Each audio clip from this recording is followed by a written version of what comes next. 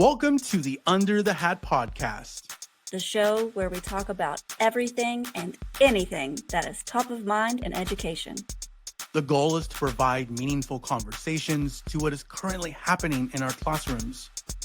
Stories, pains, moments of success. We want to hear it all. Hey friends, welcome back to Under the Hat. We are super pumped to be here. I am Steve Martinez, your co-host, and as always, I'm joined by Sophie, your other co-host. Hi, Steve. How are you this morning? I'm well. I have to share that, right now, something that has been on my mind, just working with all of my pre-service teachers, is right now we're in testing season. And so they're asking for a lot of guidance. You know me, Sophie, part of me is like, well, a test is dumb. But I just, trying to help them along the way of what does that look like? State testing. My daughter, Riley, is experiencing state testing for the first time. As a third grader. And I'm seeing for the first time as a parent perspective here of wow, that's the amount of stress that we put our children through with that. And just seeing her teacher and her school navigate all that has been interesting. Sophie, what did you do with all this? Because I didn't really deal with state testing in the classroom, just the way that my state was built with social studies. But what are some words of wisdom that you can share for those that are dealing with that right now? I was in the unique and I think maybe easier situation where I was middle school math. So they're not as nervous about the test anymore. And you have the wide spectrum of I'm just going to click through and move on. And I'm going to spend hours and hours and hours on doing this because it's going to be perfect. Kids, wide range. But I did try to make sure that every single child knew that this test is just one piece of them, not the whole picture of them, to do the best that they can. And that's all that if they actually do the best that they can, then I'm going to be proud of them. And it was definitely different depending on who they took a test with. So if they were taking the math test, I wanted to be the one proctoring it because they behaved differently for me in math than they did for the English teacher in math type of thing. And so same thing if they were taking the English portion, they would do differently for me than they would their English teacher. So I actually helped arrange some testing schedules once and to make sure that things happened in a certain way to be smooth and make sure everyone had connected Wi-Fi or connected internet instead of just Wi-Fi to make sure nobody has to do extra paperwork type of thing, because state testing can be stressful on the teacher to make sure you're compliant with everything. But yeah, that the middle school kids are just a little bit different than third graders doing it for the very first time. Yeah, no, they'd be nervous. But yeah, so that's what's top of mind for me right now. Sophie, how are you? What's top of mind for us today is our guest. I first crossed paths with Dave during his keynote at the West Virginia Statewide Tech Conference, and honestly, the room hasn't stopped shaking since. As a former history teacher and avid runner, he brings a level of relentless energy and genuine passion to the stage that is truly unmatched in this industry. Beyond the high voltage presentations, Dave Burgess is a New York Times bestselling author and the president of Dave Burgess Consulting Incorporated, where he supports a massive community of innovative educators through over 200 published titles. He's currently holding down the fort in Vancouver, Washington, alongside Kona the dog and Raven the cat. Dave, for the few listeners who might not be familiar with your work yet, could you walk us through your educational journey? Yeah, for sure. First of all, thank you so much for having me on the show. For those that heard the avid runner piece, I would like to add that a very slow and avid runner too. So don't expect that I'm going to be any race, I'm going to be racing anybody or anything like that. I'm very slow, but I get out there anyway. So my educational journey, I tell people that my gateway drug into education was I started as a basketball coach. So I did not have a teaching credential and was out of college, went to UC Davis, majored in psychology, had no idea what I wanted to do with that. It was just the major that I found that it had the most interesting class titles and the least amount of math. and so that's what it was. And then I saw a basketball coaching job at a high school in the paper, and applied for it and got hired. I loved working with the kids so much during that experience that I went back to night school and got a teacher credential and started to teach at the school during the days too. So that was kind of the start of my journey. In fact, basketball coaching, my first job as a human being, I worked for 3 summers for John Wooden at the John Wooden basketball camps in Thousand Oaks, California. And so at a really formative time in my life, I worked 3 consecutive summers, week after week for John Wooden at those basketball camps. Got to see him do his pyramid of success, week after week, and got to see him, work with the kids and work with us. And so that was a really formative thing for me. And then the first job in the school system was that basketball coaching job too. So that's where it all started. A social studies teacher, mainly U.S. history. And then well into my teaching career is when I did my first session, which I happened to title Outrageous Teaching, subtitled Teaching Like a Pirate. And it stuck. Yes. And it stuck. Yeah. When that happened, was it, because it's like one of those things where like your first shot, no pun intended, because of the basketball. Anyway, but like, did you have full intention of like, oh, that's going to be my brand, that's going to be my thing, or was that not even on your mind? So how far it went was certainly not on my mind, but it was something that like. So I signed up to do a full day workshop for the peers in my district. It was a district summer institute, right? A full day workshop for my peers. I had never done a session before. Like I was not smart. I did not choose a 1-hour session. I signed up to do a full day, right? And I drove away from that and going like, oh, like what have I just done? Like I don't have a workshop. I don't have this written down anyway. And so at that point, I got relentless about writing down everything I did in my classroom that I thought was successful. But then that wasn't good enough because that's what I do. I had to take a step back further and try to come up with where do these ideas come from to begin with. And every time I traced back, it came back to the same thing. It was a question that I was asking about my class that maybe other people weren't asking about their classes. And so I began to compile those questions one after another. So eventually I had 170 of those questions, which I organized into 30 different categories, which eventually became the hooks, right? But I had a problem, a big problem. And it's this. If you write up a workshop description that says that you're going to teach teachers how to create a wildly and outrageously engaging classroom that has students knocking down the walls to get in, you better have a pretty damn good workshop. Like if you're going to build yourself as the engagement person, like you better have a pretty engaging workshop, right? That's a lot of pressure. And so I wanted to create something like a brand. I wanted teachers to be able to experience what it was like to these ideas, like as my students experience it, I wanted them to experience it in my workshop as if they were the students, right? And so I tried to think about how I could do this, and pirates appealed to me because pirates are willing to sail into uncharted waters with no guarantee of success. They're risk takers, they're rebels, they're mavericks, right? And so I wanted to embrace that spirit of being a pirate. So I always tell people say, what does this teach like a pirate thing? It's got nothing to do with the dictionary definition. Like I don't want teachers to go out and rob and attack ships or anything like that, right? It's got to do with the spirit of the pirate and embracing that. And then if you think about it, pirates are also known for having hooks. And this was about how you could hook students and draw them almost magically or magnetically into what you're doing in the classroom. And then I'm abnormally obsessed with acronyms. And so one of the first things I did is I just turned the page sideways. I wrote PIRATE down the page. I tried to generate an acronym. I still have that paper, by the way, with all the different possibilities. I knew I wanted to talk about passion and enthusiasm. They're the P and the E were sitting at the beginning and the ends of the word, like the cornerstones of it. And I knew I wanted to talk about building rapport with students as being sort of the heart of teaching. There, the R was sitting in the center. And so I never looked back. It gave me an opportunity to be able to set up my space, like using pirate themes. It gave me an opportunity to demonstrate what I call the guest speaker hook or the costume hook. Like I could actually physically transform into something like with the pirate stuff, and gave me all these plays on words with the hooks and hooking students in.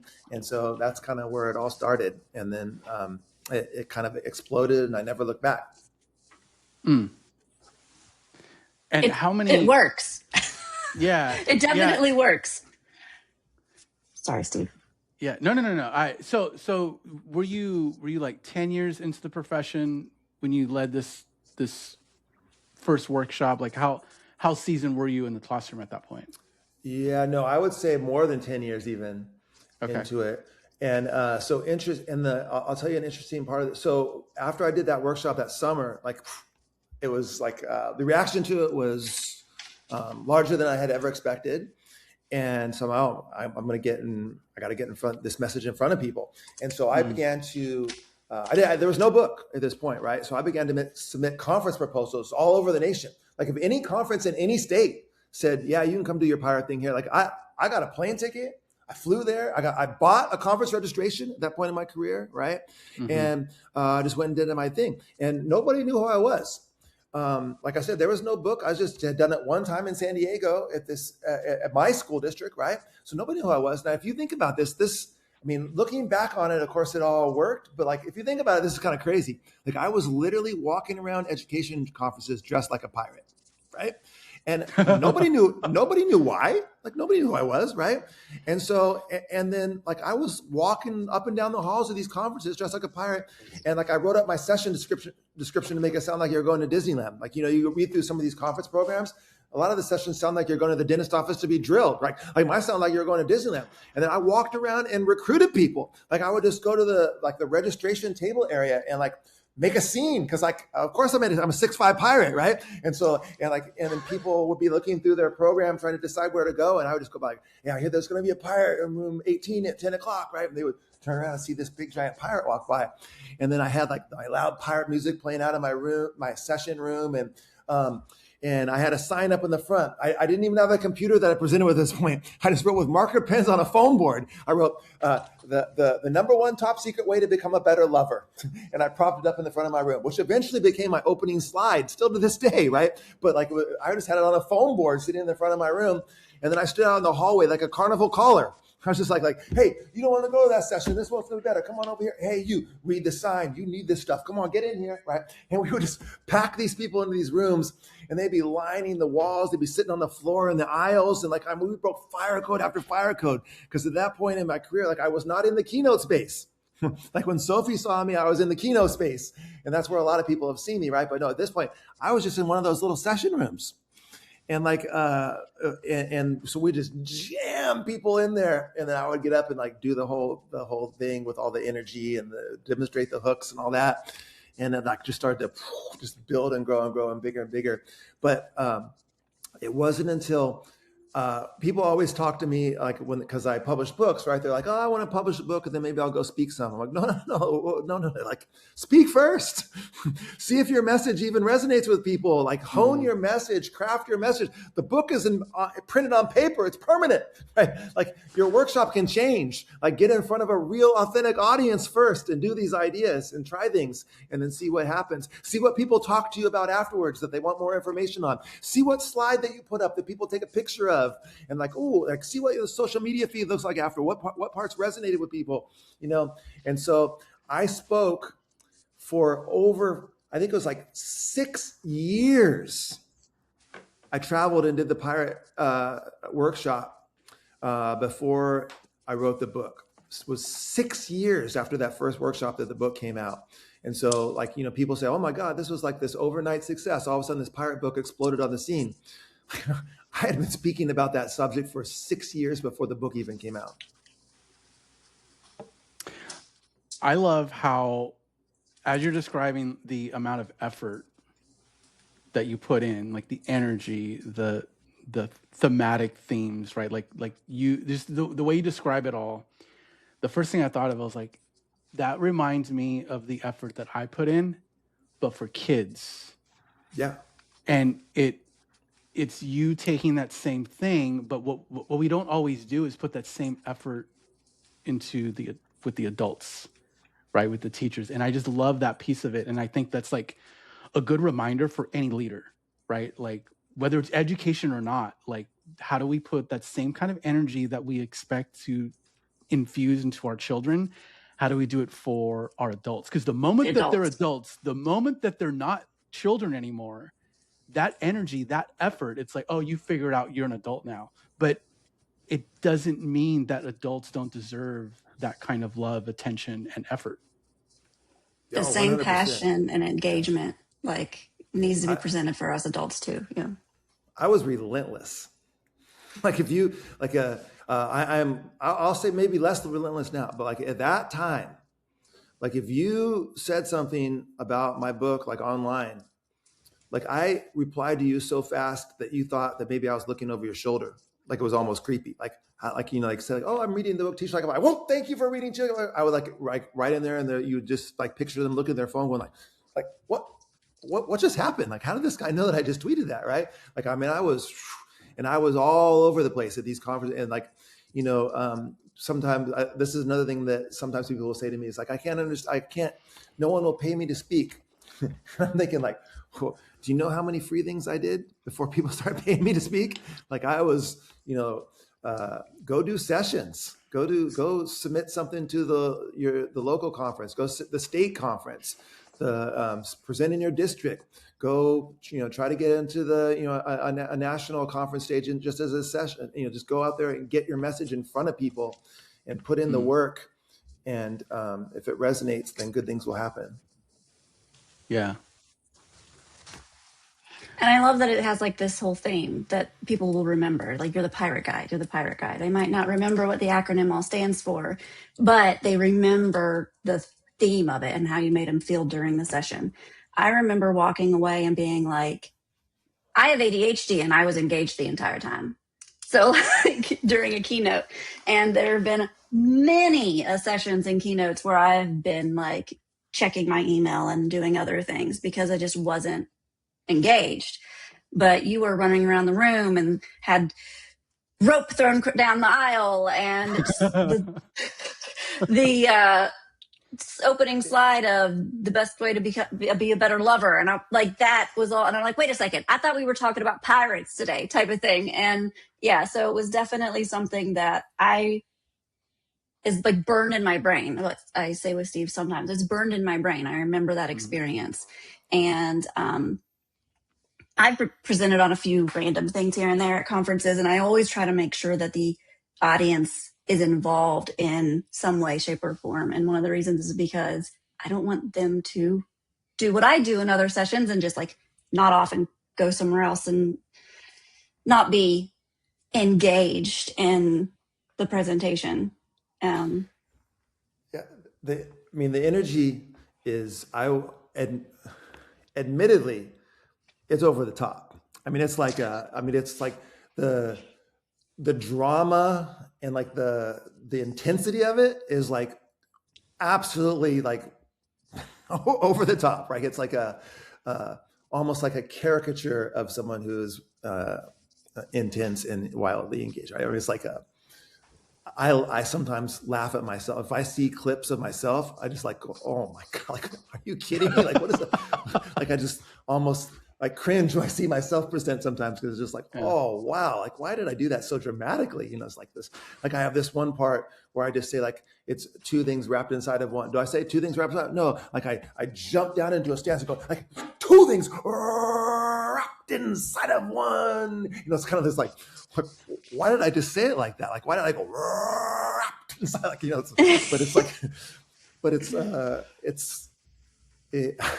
I guess it does work, right? And it does. It's hard to look away from, right? Because it's just like, whoa, what is this guy? It's like, this guy's going crazy. What is he going to do next? Yeah.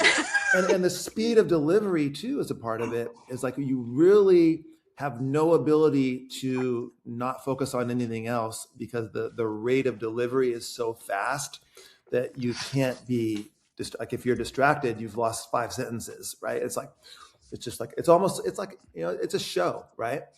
And the pirate thing was important, actually, if you think about it. You mentioned something that was super important, is, you know, if you think about a session, if it was like the top 10 ways to be more engaging, and I'm up there and I'm standing in a regular a suit and I'm reading down my PowerPoint slides, you walk away from that thing and it might be a great session, but what are you ever going to say to someone about that, or remember it, or like if you don't know the name? But like, nobody walked away from my presentation at any point during that early development stage without being able to very clearly communicate what they saw. Like, They just like walk with like, hey, have you seen the pirate guy? Like he's presenting again tomorrow. You got to go see the pirate guy. Like they might not even know my name, but they knew like, go find that guy who's dressed like a pirate. Like go to that guy's session, right? So it was very easy to ideas to be effective. Sometimes you have to package them in such a way that they're easy to spread. And so the branding of it made it very easy to spread and very easy to describe to people. It also made it so when I would show up at schools and districts and things like that, they had a very easy path to like theme their event. Like I'll go to lots of schools and lots of districts, they theme their whole event around it. People are dressed up like pirates. They have pirate stuff on the table. They have chocolate coins that they're giving out as snacks. They have like, like it all kind of played together to make it very easy to spread and kind of fun. Mm-hmm. It's easy to remember and it's easy to explain. Yeah. The pirate guy, right? The pirate guy. That's all you have to say. And you're like, oh yeah, I remember. Yeah. I've seen the pirate guy. Like, Yeah. Yeah. It's even easier compared to like, oh, that's the person, that's the blended learning person. Those are already a lot of words, right? And you're like, pirate, boom, that's Dave. And and it's like, if you think about it too, as a, like marketing, so like a marketing entrepreneurial side of it is if you are the student empowerment or the culture speaker or whatever, like there's 100 of them, right? It's like, oh, hey, we need to get an engagement person in here. Like well, there's 100 of them. You want to get the ed tech person. There's 10,000 of them, right? But what if you want to get that pirate thing? There's only one. And so like when you're negotiating fees and things like that, like they have no other option if that's what they're looking for. If they want the pirate stuff, then it's like, it's me or it's nobody. This is what it costs. So it's like there's that side of it as well from a more business side of the. Well, and then from a business standpoint too, like what you've done is you've not positioned yourself or blocked yourself in rather to like one thing, right? Where like I've seen some folks where like when they're speaking on one topic. Yeah. I won't name any names, but like I just know some people that are like they're only speaking on microbits or they're only speaking on project-based learning, right? And what you've done, like the concept, the thing that you have and the branding that you have, it's like teach like a pirate, but Dave, I know that you're teaching on a wide range of different strategies and topics, right? And so the way you sell yourself, it's like, oh yeah, you need all these things, I can provide it to you, but I do it in such an engaging way. I think it's super smart. Yeah, thank you. Dave reminded me when he was chatting the strategies that you use, and the one that I remember the most, that is like the most dominant one in your session, is like the questions you ask yourself. They're like, and it was, what was it? It was like, you're so creative, I can't do that. I remember that. Yeah. So talk to us about that. Yeah. Yeah. So that's a very common thing, which you two have probably experienced in some form. Lots of people have experienced in some form where someone says to you, I call it the 6 words. It's easy for you. You're creative. Okay. And there's some really sinister things in that statement, right? First of all, they're saying it's easy for you. They're assuming that it's easy for you. Like, not like if you knew, like, what, it's easy for me? Like what? So in 4 words, they've dismissed like 17 years of hard work, 17 years of brainstorm, 17 years of filling notebook after notebook of ideas, most of which didn't work, right? That blew up in my face. Like 17 years in order to develop the ideas behind the class that I taught in high school, right? And so like it's easy for you to, what do you mean? The same thing was true of ed tech. You hear this in ed tech too. Like it's easy for you. You're good at tech. Well, what do you think that person did to be good at tech? Like They worked their butt off is what they did to be good at tech. They screwed up over and over again. They clicked on stuff and messed things up and experimented and tried things over and over again and had that's how they're good at ed tech. They weren't born good at ed tech. They're good at ed tech because they spend so much time working with ed tech, right? And that was the same thing was true of me. Like, what do you mean it's easy for me to come up with these ideas? Like, do you know how hard I work to come up with these ideas? And so there's that. But then there's that other part of that statement too. You're creative. Well, what are they implying by that? And by the way, this is where it comes from. They're implying two things wrapped inside of one. First, that creativity is just something you have or you don't have. Therefore, you bear no responsibility in the matter, right? And two, that they're just not creative. So thereby excusing themselves for putting in the hard work that you put in, excusing themselves for the fact that students aren't learning up their potential in their room, excusing them for the fact that their class sucks, right? Excusing them for the fact the students leave their class with less of a love of learning rather than more of love of learning, which is what we're shooting for. It's not okay. It's not okay, right?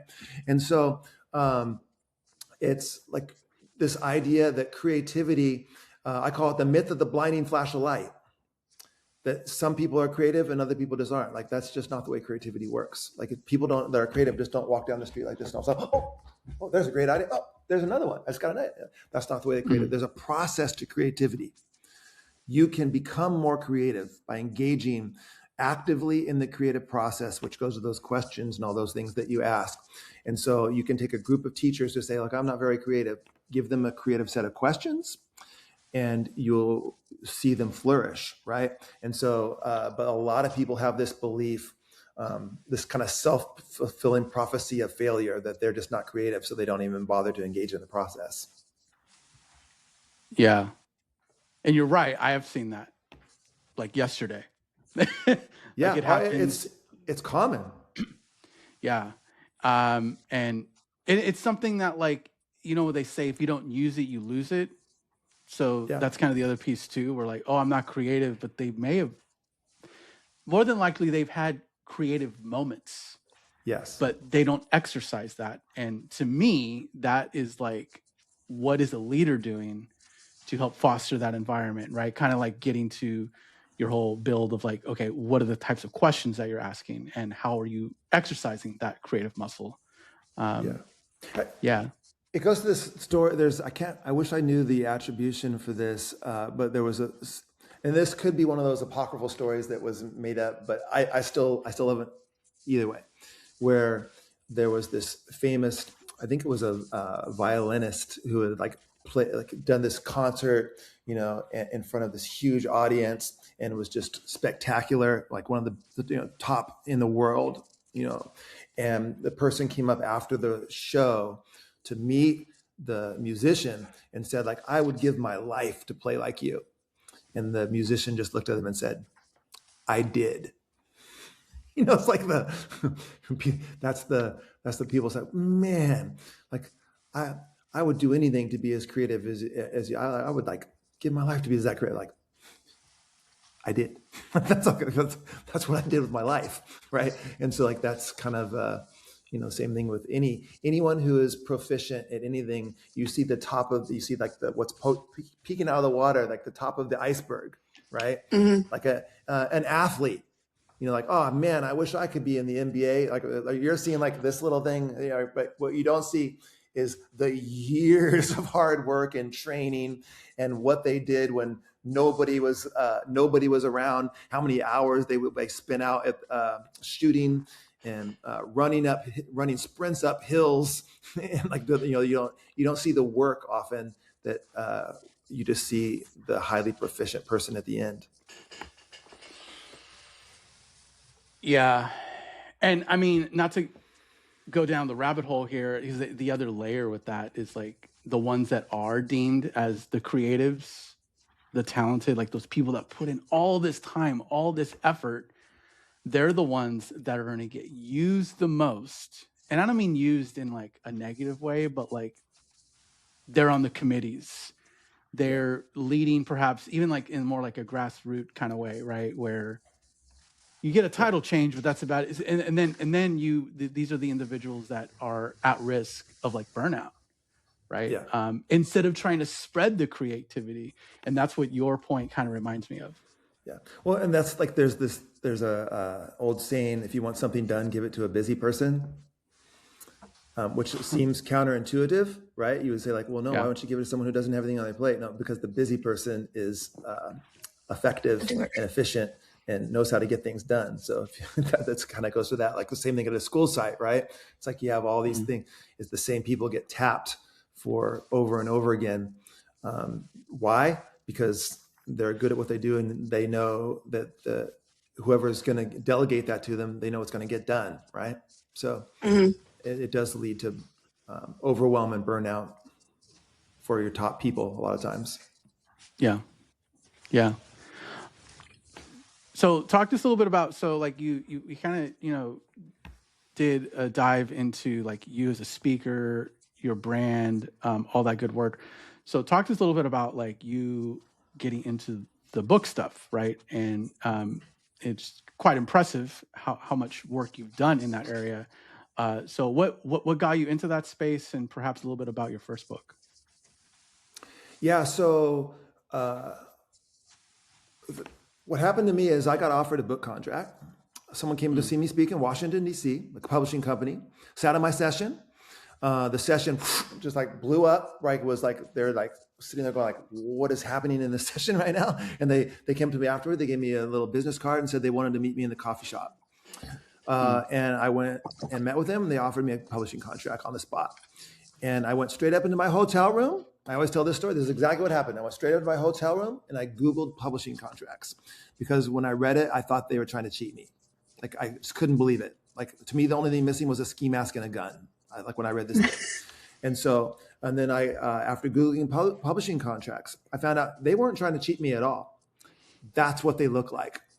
And so I did a ton of research, realized it didn't need to be like that. We formed our own publishing company, published Teach Like a Pirate from a laptop at the kitchen table, is where this book came out. I literally published off a laptop at the kitchen table. And then we had the good fortune to have it go viral and explode, right? And so other people started to come to me and say like, hey, we don't want to sign these contracts either. Like, how are you doing this? Like, we don't understand like how you're getting this book everywhere without a big publisher. So I would sit down and tell them everything I had done, but there were still things that were holding people back. So finally we decided it was time to disrupt the industry. Like, whenever you see an industry that's based on an outdated model, it means it's ripe for disruption.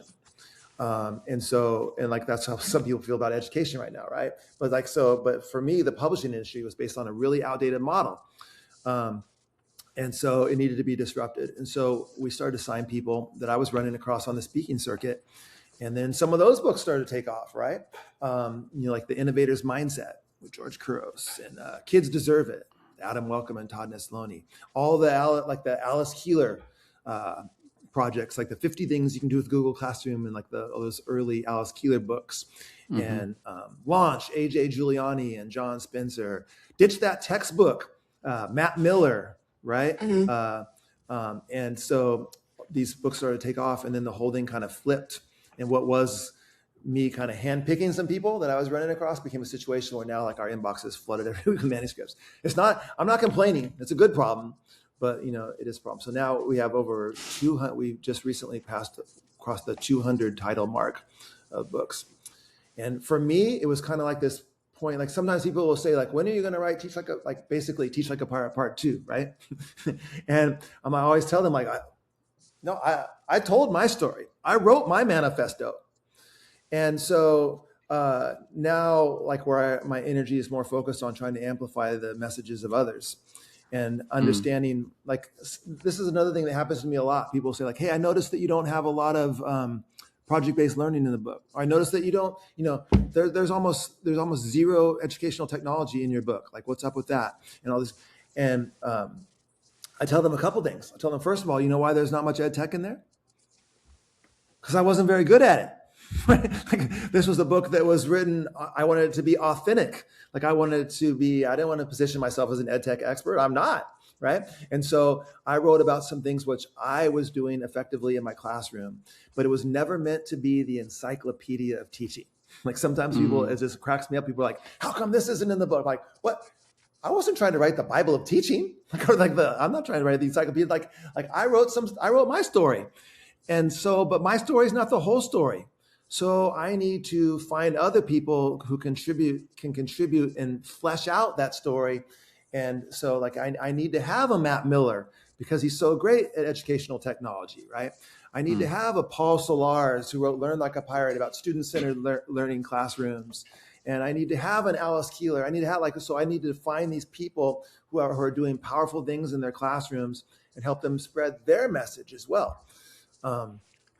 I can still remember the early conversations with Matt Miller about he didn't have a book. He had seen me speak in Indiana, and he contacted me about I can remember the hotel room I was sitting in a conversation with Matt Miller, and he was telling me that he was trying to get his speaking to increase. And I told him, Matt, you got to write a book. Like, you got to be the person that wrote the book on this stuff. You don't want to be just it's going to position, you're going to immediately be able to position yourself in a more expert space and be able to spread your message more than you can go. Like you can only go so many places, but your book can go everywhere. Right. And he's like, but he had this problem. His message was ditch that textbook. It was about ditching books. Right. He's like, do you know how much grief I'm going to get if the ditch that textbook guy has a book, like it's a book. I'm like, I remember we had those conversations about that. Like, yeah, I'm like, you know what? There's going to be some people that make fun of that, but that's all right. You still got to write the book.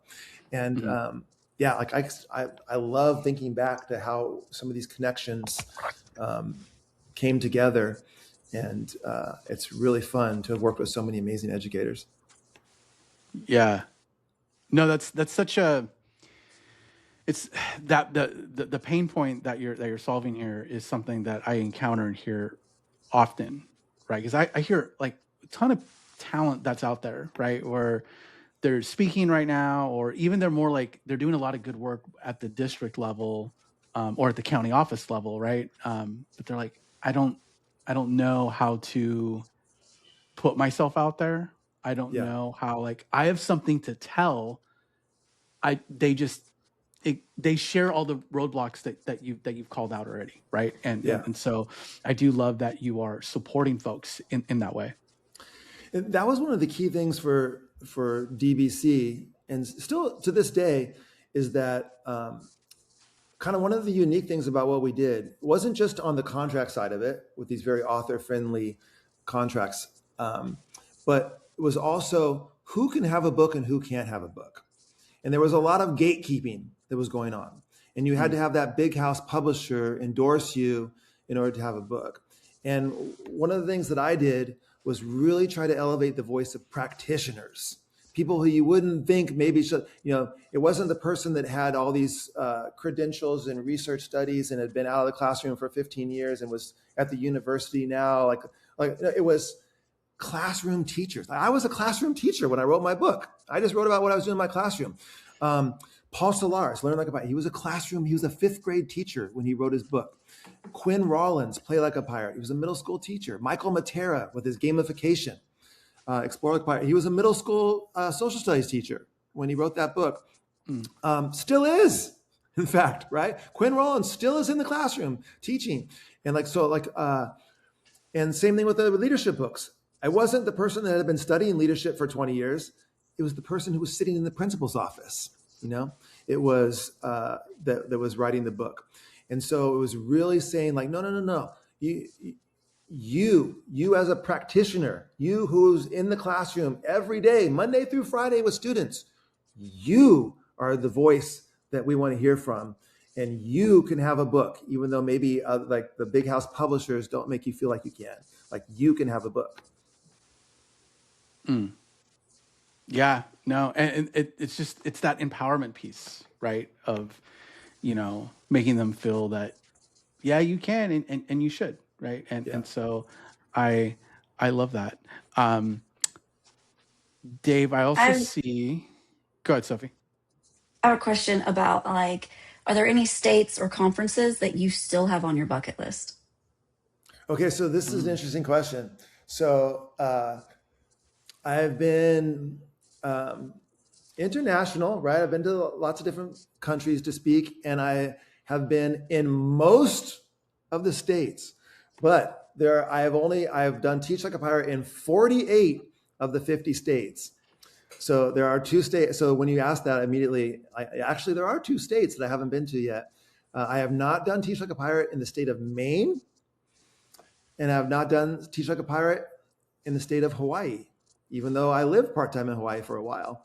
But so you can't get much further apart than that, right? Yeah. But so I'm missing Maine at the very, very northeast, right? And I'm missing Hawaii all the way on the southwest. Well, I think, Dave, you should do those in the same week. Yeah. Knock it That out. sounds Yeah. awful. Back to back. Maybe Talk like about a jet Monday, lag. Tuesday.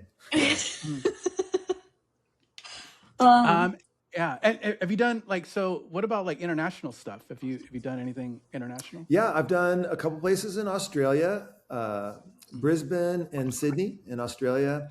I've done Singapore, Bermuda, many places in Canada, and I've done the UK. One of my favorite, one of the craziest of all time was actually in the UK, where, imagine, so I'm wrote a book as a classroom teacher, and then, like I said, I had the good fortune to have it kind of go viral. And then here I am going to the UK. They had themed the conference around it. They had the program, all that kind of stuff. They had a pirate ship stage.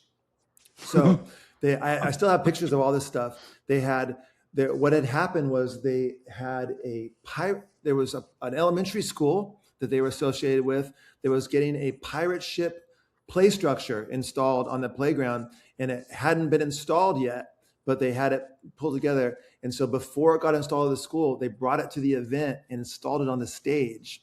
And so I presented from a pirate ship stage thing, and they had a plank to get into the session, the keynote session, everybody, and I would say probably about 85 to 90% of these people in the UK were dressed as pirates at this event, right? So it's just surreal, right? And they had a little fiddler playing out in the lobby, and you had to walk. They had this big long board plank that everybody single file walked into the event. Had to walk the plank to get inside, and it was all these fake candle themed tables, and looking back on the pictures, and it's just absolutely surreal that something like this could happen in another country. But yeah, it did. It was super fun. That sounds phenomenal. So with those experiences, I've always been intrigued by what education looks like in comparison to our system, right? Mm-hmm. In your travels, have you was there anything that you saw as oh, we're all dealing with X, or what differences do we see? We're oh, well, this sort of thing is really top of mind here, but not so much over here in the States. I'm just curious if you have any for insight sure. around that. Yeah. So first of all, as traveling around the United States, I can tell you that we're all dealing with the same stuff, because people sometimes will say to me, they'll say, Wendy, who is our director of operations and does my booking and stuff like that, she'll say hey, this school district, they really want to have a meeting with you before you show up to tell you some stuff, or this school really wants to the principal wants to talk to you, whatever. Yeah. And so I'll have a little meeting with them over Zoom or something, and they'll always say hey, before you get there, before you get here, we just want you to know a couple things, because this is super important. Basically they're saying these are the reasons why we got to get this into your head right now, because this place is different. And what will they tell me? The same thing that everybody else tells me. It's hey, just so you know, we have some teachers that are feeling a little overwhelmed, and we have some really creative and innovative teachers, but we also have some teachers that are kind of stuck in their ways and kind of feeling a little apathetic about their profession right now. And it's there's going to be a little resistance out there because they've seen stuff before, people come in here before. And it's they basically just go down the list of what everybody's dealing with in all of education, right? We have kids that are disengaged in class. It's oh, really? Okay, God, let me write that. Let me write that down. I'll make sure I'll work that in. Oh, you might have some teachers that are resistant to doing something innovative and creative. Okay, I'm going to need to plan for that. No, that's what everybody's dealing with. Okay, so there's that. But the example I'll give you internationally, which maybe is a little bit amusing. I don't know if it's amusing or not, but I remember speaking in Singapore, And first of all, you can assume if I am a wild and outrageous person for people to observe speaking at education conferences in the US, you can imagine what it was like in Singapore. Like these people were like, they had no idea what was happening, right? Like this, when I was just going off, right? Like, this is like, it was so far outside of the box for them. But this was the most interesting thing. They were very, very interested in the creativity and innovation. But what they couldn't understand was the focus on like the behavior, this sense that these being more engaging in class was going to lead to much higher student engagement and fewer behavior management issues. Because I always say like an engaged student is rarely a behavior management issue, right? So like it's like one of the best strategies of behavior management is to have engaging content and engaging lessons. Okay.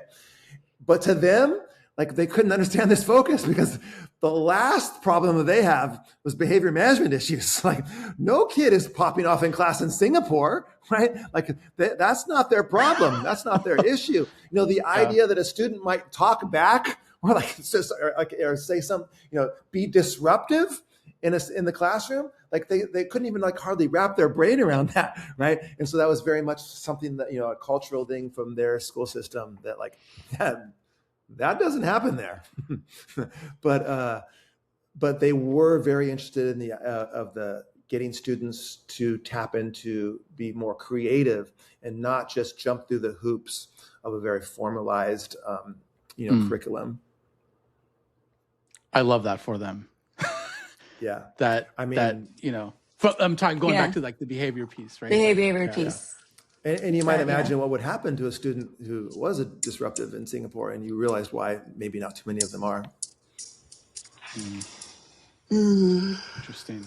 I also remember, by the way, flying into Singapore, and before we landed in the plane, they said, "Hey, just so you know, drug offenses in Singapore are punishable by death." So like if you have anything with you that maybe you shouldn't be having with you, or planning to do something that maybe you shouldn't be doing, like you might want to not bring it off the plane. I was worried about bringing dirt into New Zealand. I can imagine. Yeah. Or an Going apple. to Singapore now. Apple in New Zealand. Gum is also a thing there too. Yeah, gum. You can't chew gum there. Oh. It's like part of the cleanliness of because gum gets on the sidewalks and things like that kind of stuff like that. So it's just like, it's banned. So Dave, I don't, so I have to just share my own take on that. Like going to Japan, I immediately was like, oh, over here in the States, we gross. Yeah. Just littering alone, right? Like this concept of, and they don't have, like when you go to Tokyo, there's no public garbage cans. Like they've had it, like there's like a little issue that they had with that. So they took them all out. So like everybody, if you have like street food, you put it in your bag and you take it home. Everyone's responsible to dispose their own trash, which is like a reasonable assumption that you should do, right? But for us, if there was no cans, it would just be, can you just imagine what it would look like, right? So that's like a cultural. The other thing that I loved about Singapore, also I went to like Kuala Lumpur over there on that same trip, and the multicultural, it's just so wonderful. Like you see in one like walk to go get something to eat, you see all these cultures mixing together and the interplay, and it's just like so normal and natural that you don't necessarily see here all the time. And like I remember just taking a taxi ride, and was talking to the driver, speaks 5 languages. Like it's so common for us to like, if someone's bilingual, we're like blown away. We're like, what? You speak 2 languages? That's incredible. Like that's like their 2 languages would be like everyone is multilingual. It's just like the taxi driver speaks 5 languages. Like, are you kidding me? Like it wasn't unusual. Everyone speaks 2, 3, 4 languages. It's interesting how that's just not a thing. And sometimes we can't even speak one. Sometimes we struggle with one, right? Yeah. Yeah. Dave, just going through all your stuff here, if you wouldn't mind sharing, we're coming close to the end of the hour. Your podcast. So talk a little bit about that, kind of the format of the show, kind of the stuff you're doing with it. Yeah, so the Dave Burgess Show. You can find it. I think there's 77 episodes up there now. I go through some long stretches without an episode, but trying to get better at that. But yeah, so it goes back and forth.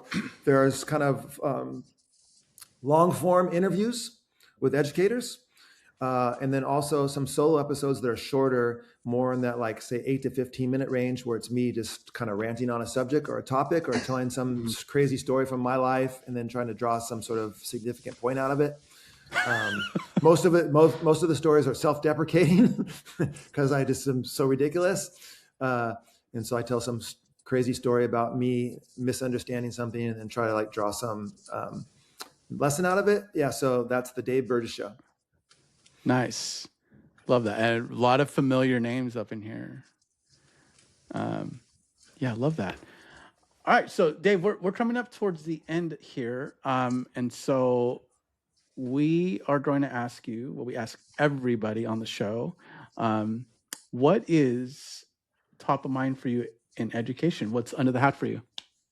So I'll tell you, this is going to sound strangely like a sales pitch. I don't mean it to, but top of the hat for me right now is just put out a book in collaboration with Matt Miller, which we talked about, AI literacy in any class. And so I'm getting lots of questions and comments about AI and where does AI fit into everything? Where does AI fit into the Teach Like a Pirate message? Where is it? Like, how can I address this in my classroom? Should we be like using it, not using it? And I really think that Matt Miller is a very level-headed source of looking at AI and AI literacy as not some separate subject, but as being able to be something that's embedded into everything that we do and tying into the kind of stuff that we want kids to know about and learn about anyway. Like we want kids to be able to evaluate sources. Like that's not new, that we want kids to evaluate sources. We want kids to be able to tap into a wide array of resources. That's not new. Like all these issues and discussions around AI can be discussed and embedded into the kind of things which are just helping kids become better thinkers. And it doesn't have to be this separate, segmented off topic that I think too many people try to make it into. Or the enemy, right? Or the enemy. Yeah, or the thing that's going to take away inquiry, let's say. Right. Or creativity. Right. And I think it's this, so it's the inevitability of it, like the cat is out of the bag. Right. And so it is inevitably a part of our students' life now and will be increasingly so in the future. I don't think there's any way to possibly argue that. And so the question is, do we want to have a seat at the table in helping shape how they think about AI, how they use AI, or do we want to abdicate that role and like just and put our heads in the sand? And so like I think in general in education, we should, in all these important topics, we should want to have a seat at the table and not abdicate that role. So agree. Love that. Yeah. Well, Dave, this has been fun. For those that are watching, listening, I can show this up here for those that are watching, daveburgess.com. So you can visit Dave's site, which has a lot of phenomenal stuff in it, including a very enthusiastic photo of Dave, like in the air, doing his thing. So love that. Well, Dave, this has been fun. Really appreciate you coming on. Hey, thank you so much for having me on the show. This was fun. Got to talk about some stuff that I don't always get to talk about, so it was fun. Awesome. Thanks so much, Dave. Yeah. All right, friends. Until next time, keep your hats on, but your minds open. Bye-bye.